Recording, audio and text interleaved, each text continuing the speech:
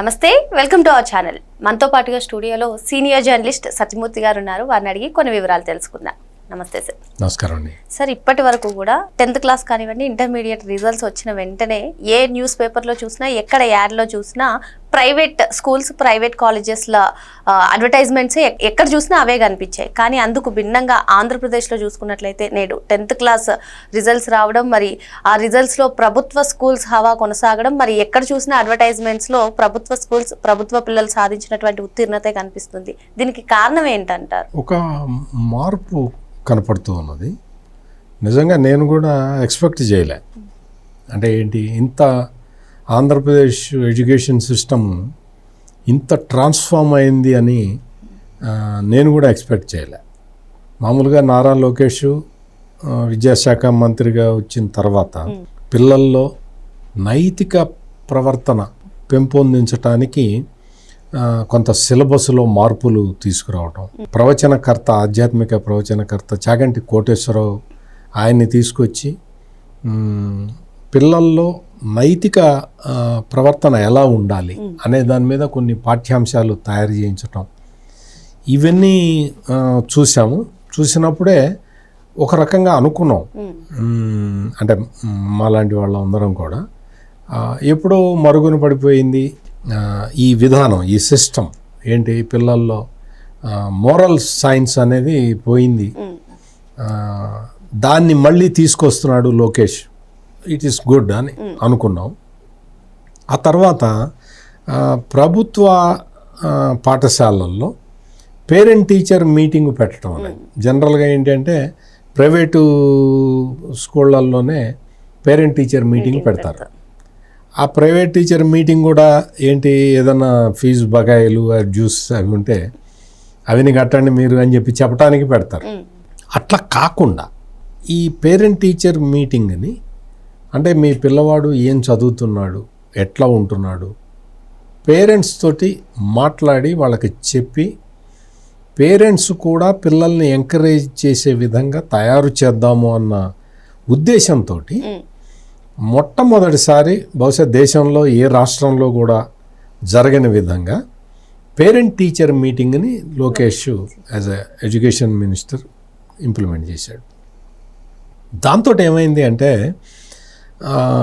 పేరెంట్స్కి కూడా ఒక రకమైన బాధ్యత వచ్చింది. మన పిల్లల్ని చదివించాలి, చదువుకుంటున్నారు, వాళ్ళ చదువుని మనం చూడాలి. ప్రభుత్వం అన్ని సౌకర్యాలు ఇస్తూ ఉన్నది, అంటే తల్లికి వందనం స్కీమ్ కానీ, ఫ్రీ బట్టలు, ఫ్రీ బ్యాగులు, అవి ఇవన్నీ ఇస్తుంది, పుస్తకాలు ఇవన్నీ ఇస్తున్నది. కానీ మనకు కూడా బాధ్యత ఉన్నది, మన పిల్లవాడు ఎట్లా చదువుతున్నాడో చూడాల్సిన అని ఒక నిర్ణయానికి పేరెంట్స్ రావటానికి దోహదం చేసింది. ఆ తర్వాత ఈ రెండు విషయాలు తర్వాత, అంటే నైతిక ప్రవర్తన అలవాటు చేయటం, పేరెంట్ టీచర్ మీటింగ్లో పేరెంట్స్కి కొంత బాధ్యత అప్పగించటం, వీటితో పాటు ఏమైంది అంటే అంతకుముందు జగన్మోహన్ రెడ్డి టైంలో ఈ బెస్ట్ అవైలబుల్ స్కూల్స్ అని ఉండేది. ఆ స్కీమ్ మొత్తాన్ని రద్దు చేశాడు. మొత్తం అసలు చాలా ఎడ్యుకేషన్ డిపార్ట్మెంట్లోనే డివాస్టేషన్ అన్నమాట. చాలా స్కూళ్ళని మూత వేసేయటం, ఇటువంటి కార్యక్రమాలు చేశాడు. జగన్మోహన్ రెడ్డి అప్పట్లో చాలా గొప్పగా చెప్పుకున్నాడు, ఏంటి, నేను ఇంగ్లీష్ మీడియం తీసుకొచ్చాను, ఇంగ్లీష్ మీడియం తెస్తుంటే వీళ్ళందరూ చూడలేకపోతున్నారు, పిల్లల్ని చేయలేకపోతున్నారు. నువ్వు ఇంగ్లీష్ మీడియం తీసుకొస్తే నువ్వు ఏం చేయాలి, టీచర్లకు ఏమైనా ట్రైనింగ్ ఇచ్చావా, కొత్త టీచర్లను ఏమైనా చేర్చుకున్నావా? ఆ పనులు చేయకుండా నువ్వు ఇంగ్లీష్ మీడియం ప్రవేశపెట్టాను అంటే అర్థం ఏంటి, దానికి ఏమన్నా అర్థం ఉంటుందా? ప్లస్ ఇంకోటి ఏంటి, రాజ్యాంగంలోనే ప్రాథమిక విద్య మాతృభాషలో జరగాలి అనేది రాజ్యాంగం స్పెసిఫిక్గా చెప్తూ ఉంటే, నువ్వు ప్రాథమిక విద్య నువ్వు ఇంగ్లీష్లో చెప్తాను అంటే ఎట్లా? అది అన్కాన్స్టిట్యూషనల్. అందుకని ఇటువంటి బేసిక్స్ కూడా తెలియకుండా నువ్వు ఇంగ్లీష్ మీడియం ప్రవేశపెట్టే ముందర ఏ విద్యావేత్తతో అయినా మాట్లాడావా? విద్యావేత్తలతో ఏమన్నా కమిటీ వేసావా? ఇందులో ఉన్న సాధక బాధకాలు ఏంటో తెలుసుకున్నావా? లేదు. It is a political decision. ఒక పొలిటికల్ డెసిషన్ తీసుకున్నావు, నువ్వు నేను ఇంప్లిమెంట్ చేశాను, నా మీద పడి అందరూ ఏడుస్తున్నారని మొదలు పెట్టేశావు. నీ భాష సరిగ్గా లేదు.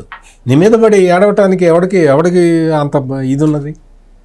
నువ్వు కరెక్ట్గా చేయటం లేదు అని చెప్పారు. ఈ రోజున ఒక్కొక్కటి సిస్టమేటిక్గా చేసుకుంటూ రావటం వల్ల ఈరోజు ప్రభుత్వ పాఠశాలల్లో ఇంత ఉత్తీర్ణత శాతం కనపడటమే కాకుండా, పోయినసారి లాస్ట్ ఇయర్ 81.5% పాస్ పర్సంటేజ్ కనిపించింది గవర్నమెంట్ స్కూళ్ళల్లో.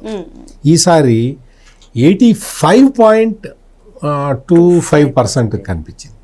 అంటే ఇది చాలా గొప్ప విషయం కదా. ఇంత పర్సంటేజ్ పెరగటమే కాకుండా లాస్ట్ టైము ఒక 10-15 ప్రభుత్వ పాఠశాలల్లో నో సీట్స్ బోర్డులు పెట్టారు. సీట్లు అయిపోయినాయి. అంటే అంత అటెండెన్స్ పెరిగింది. అందరూ చేరటం మొదలుపెట్టారు గవర్నమెంట్ స్కూల్స్లో. ఆ సంవత్సరం ఏం చేశాడు అంటే విద్యాశాఖ మంత్రి నారా లోకేష్ ఎవరికైతే మంచి మార్కులు వచ్చినాయో ఆ స్టూడెంట్స్ని సెలెక్ట్ చేసి, మీరు గవర్నమెంట్ స్కూల్లో చదువుకున్నారు కదా, మీ ఊళ్ళో వెళ్ళి మీ వాళ్ళకి చెప్పండి, మీ అందరికీ చెప్పండి, నేను గవర్నమెంట్ స్కూల్లో చదువుకున్నాను, నాకు మంచి మార్కులు వచ్చినాయి, మీరు కూడా గవర్నమెంట్ స్కూల్లో చేరండి అని మీ సాటి పిల్లల్ని ఎంకరేజ్ చేయమని చెప్పి పంపించాడు. బ్రాండ్ అంబాసిడర్లుగా స్టూడెంట్సే వెళ్ళారు. అంటే గవర్నమెంట్ స్కూల్స్కి స్టూడెంట్సే బ్రాండ్ అంబాసిడర్స్గా మారేలాగా చేశాడు. ఇప్పుడు ఇంకా నీకు ఇంత రిజల్ట్ వచ్చేసిన తర్వాత, మామూలు ఏదో ఒక చిన్న పల్లెటూరులో చిన్న స్కూల్లో చదివిన ఒక అమ్మాయి ఫోటో టాప్ లెవెల్లో మొత్తం రాష్ట్రం మొత్తం కనపడేలాగా ఫోటో వేయించారు అంటే చాలామంది అమ్మాయిల దీంతో మార్కులు, హయ్యెస్ట్ మార్కులు సాధించిన స్టూడెంట్స్ ఫోటోలు వేసి ప్రకటన ఇవ్వటంతో ఏమవుతుందంటే ఇప్పుడు ఇంకా అంత కష్టపడక్కర్లా, ఆటోమేటిక్గా అందరికీ ఒక మెసేజ్ వెళ్ళిపోయింది. ఆంధ్రప్రదేశ్లో గవర్నమెంట్ ఎడ్యుకేషన్ చాలా వైబ్రెంట్గా ఉంది, సిస్టమ్ చాలా వైబ్రెంట్గా ఉంది. అందుకని మన పిల్లల్ని ప్రైవేటు స్కూళ్ళల్లో చేర్పించి లక్షలు ఫీజుకి ఎల్కేజీ, యూకేజీ, నర్సరీ వాడికే 2 లక్షలు కట్టాలి, 3 లక్షలు కట్టాలంటే ఇంకా నీకు ఇప్పుడు ఇంకా ఆంధ్రప్రదేశ్లో అవసరం లేదు. ఖచ్చితంగా గవర్నమెంట్ స్కూల్లో చేర్పిస్తారు. గవర్నమెంట్ స్కూల్లో చేర్పించటం వల్ల, గవర్నమెంట్ స్కూల్లో చదువుకోవటం వల్ల ఇంత వాళ్ళల్లో ఉన్న ప్రతిభ బయటికి తీసుకొచ్చే విధంగా ఆంధ్రప్రదేశ్ విద్యాశాఖ ఇన్ని కసరత్తులు చేసి ఈ రిజల్ట్ని సాధించింది. ఈ రిజల్ట్ సాధించడానికి వీలుగా వాళ్ళు ఏం చేశారు అంటే దాదాపుగా ఒక 41 స్లిప్ టెస్టులు పెట్టారు. ఆ స్లిప్ టెస్ట్ పెట్టడం, స్లిప్ టెస్ట్లో అతనికి ఉన్న ఏదన్నా తక్కువ, ఇందులో నువ్వు కరెక్ట్గా పెర్ఫామ్ చేయలేకపోతున్నావు అంటే దానికి టీచర్ని అటాచ్ చేయటం, టీచర్ని అడుగు చెప్తారు అని చెప్పటం, టీచర్లతోటి చెప్పించటం, ఈ ప్రాసెస్ అంతా జరిగింది. అంటే ముందర సిలబస్ మార్చటం, తర్వాత పేరెంట్ టీచర్ మీటింగు, ఆ తర్వాత ఈ స్లిప్ టెస్టుల ద్వారా వాళ్ళల్లో ఏదైనా లోపం ఉంటే ఆ లోపాన్ని ముందరే చెప్పేసి దాన్ని ఆ టీచర్లు సాల్వ్ చేసే విధంగా చేసే ఆ మెకానిజం అక్కడ చేయటం. దాంతో ఏమైపోయింది అంటే గవర్నమెంట్ స్కూళ్ళల్లో చదివిన పిల్లలు ఇన్ని మార్కులు తెచ్చుకున్నారు. అంటే 600కి 590 మార్కులు తెచ్చుకున్నారు అంటే అది మామూలు విషయం కాదు. మీకు మౌలిక సదుపాయాలు కల్పించడంతో పాటు విద్యా వ్యవస్థలో ఏంటి అంటే టీచర్ల రిక్రూట్మెంట్ అనేది చాలా ఇంపార్టెంట్ కదా. లోకేష్ విద్యామంత్రి కాగానే దాదాపు 16,000 మంది టీచర్లని మెగా డిఎస్సి తీసుకొచ్చి చేర్పించేశాడు. అది చాలా పెద్ద స్టెప్. అది అంటే కొత్త టీచర్లని రిక్రూట్ చేసుకోకుండా ఉన్న టీచర్లని బాత్రూములు ఫోటోలు తీసి పంపించేదానికి వాడుకున్న జగన్మోహన్ రెడ్డికి, అంటే ఆనాటి విద్యాశాఖ మంత్రులు వాళ్ళ గురించి మనం మాట్లాడుకోకల్లా. ఎందుకంటే ఫస్ట్ హాఫ్లో అతను ఎవరో పేరు కూడా మర్చిపోయాం మనం. అంటే అనామకుల పేర్లు ఏం గుర్తుపెట్టుకుంటాం. సురేష్ ఏదో ఉంది అతను, ఆ తర్వాత బొత్స సత్యనారాయణ. ఇంకా వాళ్ళు విద్యాశాఖ మంత్రులు ఏంటి, వాళ్ళకి ఏదన్నా ఇంప్లిమెంట్ చేద్దామంటే జగన్మోహన్ రెడ్డి ఇంప్లిమెంట్ చేయనిస్తాడా? బలవంతంగా తీసుకొచ్చి బైజూస్ వాళ్ళకి డబ్బులు కట్టించాడు, వాళ్ళతోటి సిలబస్ కొన్నాడు. దేనికి ఉపయోగపడుతుంది అది? నీకు ఉన్న సిలబస్ ఏంటి, నువ్వు బైజూస్ వాడు ఇచ్చింది ఏంటి, కంటెంట్ ఇచ్చింది ఏంటి తెలీదు. బైజూస్ వాటి నుంచి ట్యాబులు కొంటాం, అదొక 500 కోట్లు, ఇదొక 500 కోట్లు, ఇదొక 1000 కోట్లు డబ్బులు ఖర్చు పెట్టడం, అందులో కమిషన్లు కొట్టేయటం తప్ప పిల్లలకి ఎంతవరకు అది ఉపయోగపడుతుంది అనేది ఒక అసెస్మెంట్ లేదు, ఒక నిపుణుల కమిటీ లేదు, రికమెండేషన్స్ లేవు, ఏమీ లేవు. మన కమిషన్ వస్తుందా ఇంప్లిమెంట్ చేయి అనే పద్ధతిలో పోయాడు జగన్మోహన్ రెడ్డి. ఇప్పుడు ఆ పద్ధతులన్నీ తీసేసి సిస్టమేటిక్గా విద్యార్థులకి ఏం కావాలి అని ఆలోచించే మంత్రి, విద్యాశాఖ మంత్రి ఉన్నాడు నారా లోకేష్ రూపంలో. విద్యాశాఖ మంత్రికి ఆయన ఆలోచనలు ఇంప్లిమెంట్ చేసే ముఖ్యమంత్రి ఉన్నాడు నారా చంద్రబాబు నాయుడు రూపంలో.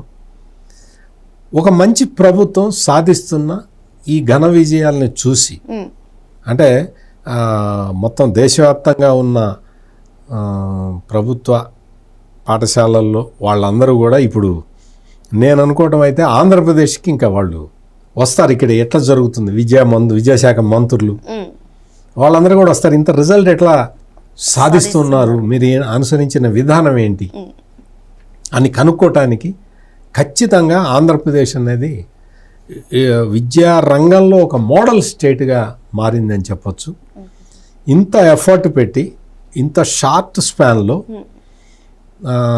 ప్రభుత్వ స్కూళ్ళల్లో అటెండెన్స్ని పెంచటమే కాకుండా, డ్రాప్ అవుట్స్ లేకుండా చేయటమే కాకుండా, కొత్త స్టూడెంట్స్ తోటి నో సీట్స్ బోర్డులు పెట్టించే స్థాయికి స్కూళ్ళని తీసుకొచ్చిన విద్యాశాఖ మంత్రి నారా లోకేష్ని మనం అభినందించక తప్పదు. పోయినసారి ఒక 10, 15, 20 స్కూళ్ళల్లో నో సీట్స్ బోర్డు పెట్టారు. ఈసారి దాదాపు ఒక 1000 స్కూళ్ళల్లో నో సీట్స్ బోర్డులు పెడతారు. అందుకని ఎడ్యుకేషన్ మంత్రి లోకేష్ కొత్త స్కూళ్ళని తెరవటానికి రెడీగా ఉండాలి. ఎందుకు అంటే అంత అద్భుతమైన రిజల్ట్ తీసుకొచ్చి చూపించాడు కాబట్టి. ఓకే సార్, మరో అంశంతో మళ్ళీ కలుద్దాం. Thank you sir. నమస్కారం.